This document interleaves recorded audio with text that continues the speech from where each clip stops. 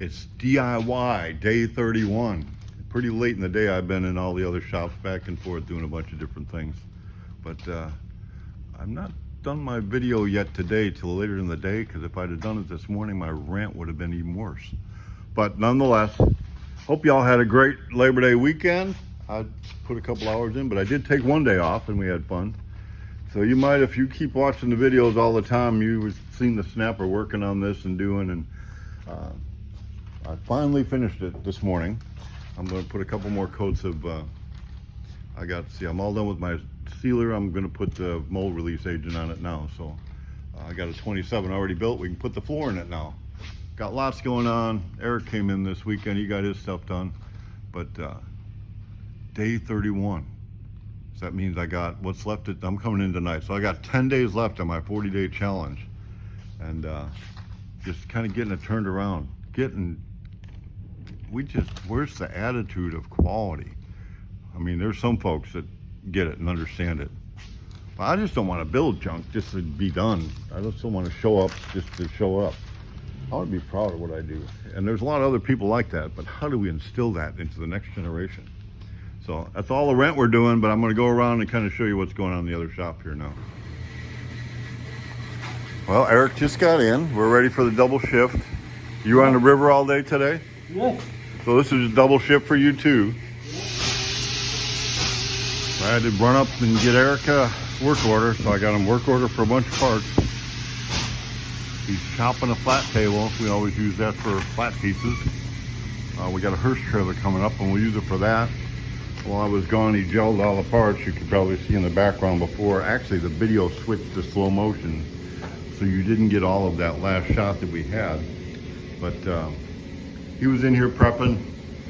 Actually, put a little green wax on the edges and then gelled everything. So these take about 20 minutes to a half hour to dry, depending on the weather.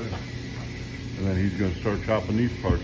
Now that's a 27 floor, so he's going to bolt that in. I'll help him do that. I'm going to leave you do your thing. Oh, I described doing this. I've seen all the parts I took out the other day, or this morning. Yeah. If you catch it just right. We were talking about you the other day. I go, oh, you must have missed it. Did I miss one? A couple days ago. Oh, no, yeah, not yesterday. Everything was trimmed out and nice, so we don't have to cut it.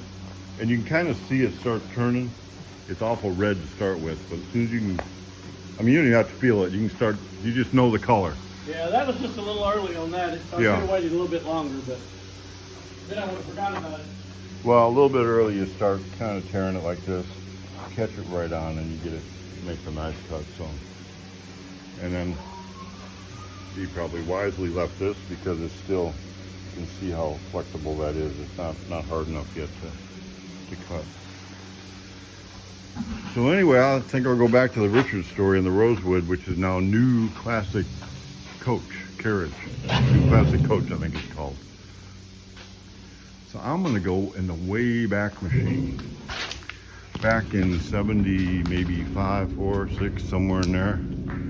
I'd started BC Auto Body up in Illinois, and while I was still in high school. I started at my parents' garage, then moved into a 4-car garage in a house that I'd bought. And I was just styling, man. I was still a kid, and we're building stuff. I'm building all my, building hot rods, not even hot rods. I'm building muscle cars and doing bikes back then. Back in the day, you didn't ask people where their money came from. You were just building bikes. So it was all going good. And my garage burned down. Everything burned down. So when it burned down, I thought I lost everything I had. I mean, my world kind of crashed there for a minute. But as I thought about it, I grew up in the church. And I didn't really have no use for it. I didn't see no power there. It was a bunch of hypocrisy. You just go to church for what reason? There was nothing there. So I knew all about Jesus. And I had a good head knowledge of all the, you went to the Sunday school classes, went to the choir, did the whole thing. Matter of fact, you got your own pew in the church. Well, you didn't even sit in the wrong pew, and you were in the Chester pew. You better sit in the right spot. There was the whole family's there. So after the garage burned down, I must have been about 19. I lost everything I had, I realized I had everything I needed in Jesus. So I went from knowing about him to knowing him. And it turned into a new adventure. So in that adventure, one of the first things I did, I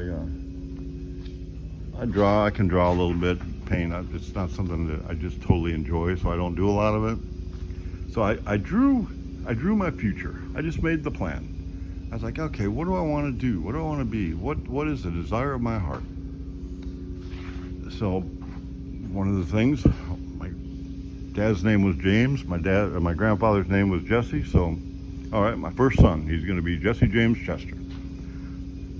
And the music, that was a big part of my life, or I wanted it to be. I didn't want to be a rock and roll star. I didn't have that desire, but music, all right, music is in there. I wish I had saved the picture because I did this all in a drawing. And then, if you remember, I'm a car guy, so way back in the day, if you look in the sill plate, Body by Fisher.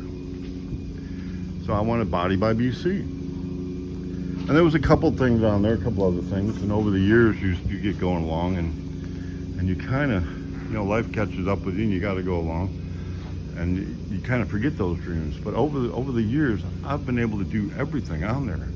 Music, I played music. I was in a blues band, rock band, country rock band. I played with a black gospel band. I'd be the only white guy in huge venues. Then contemporary Christian music, we were all part of that when the drums were still of the devil. At church, so we were part of that whole movement, did all that, played all the time. So music was part of it. My first son, of course, now I work for him. He's corporate, Jesse James. And so Body by Fisher. So Body by BC. So now that I'm doing the hearse again, talking to Richard, I told Richard when I talked to him today on the phone, I called him, I said, I feel like this is like the old days. I'm motivated. Let's get it done. We're both got good, strong foundations. Let's take it to the next level. So even this weekend, I only took one day off this weekend, and even when I was off, I was actually helping Marvin clean up around his house for part of it, and we fished for half a morning, just so we could catch some fish for a fish fry we had on Monday night. But all I could do was think about what I need to do down here. What do I need to do down here? So I'm back in the game. We're gonna get it going, and I know we got so much stuff we still need to finish, but man, I think the Packard project is on the horizon. Something I've kind of wanted to do, but knew I couldn't do it. But maybe I can pull it off this time. It looks like we're going to be working with Richard to do some of these hearses. I'm going to put the pictures of them there. Some pretty cool, and we're already part of creating the design, some of the shapes and the plug parts, and some of the molds. And like I said, we built this mold totally.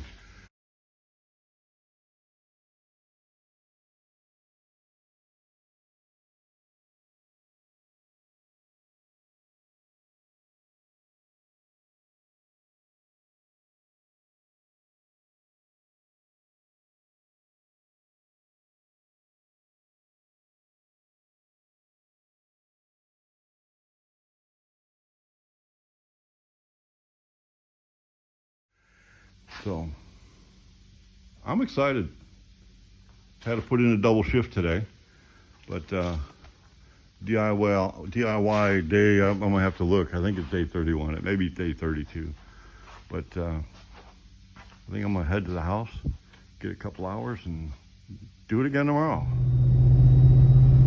So as I'm driving home, I'm just thinking, I've got to finish this story about my drawing. God was in the picture. I don't remember how I had him, but he was totally in the picture. Like I said, I went from knowing about Jesus to knowing Jesus. I was like a kid in a candy store. If you said it, it's got to be true. And if it's not true, then you're a liar. And I don't want to follow a liar because it's either true or it's not true. So I'd find a new truth and I would just, okay, there it is. It's got to be. So there was no balance in that, but nonetheless, it has been an adventure ever since. And now I tell people, God will give you the desire of your heart. Just be very careful that you let Him put the desire there.